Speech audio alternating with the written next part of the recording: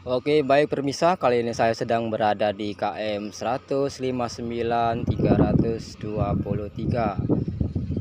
Kita akan melanjutkan video yang kemarin, satu minggu yang lalu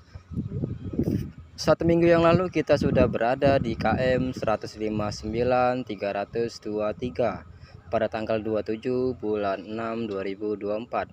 Sekarang kita lanjutkan kembali pada tanggal 4 bulan 8 2024 dari KM 159 menuju ke KM 170, khususnya di seksi 4. Berikut ini adalah penggalian tanah yang dimana tempat ini dulunya rawa-rawa dan sekarang lagi dievakuasi rawa-rawanya agar nanti bisa digunakan untuk pembangunan proyek tol. Sekian dulu informasi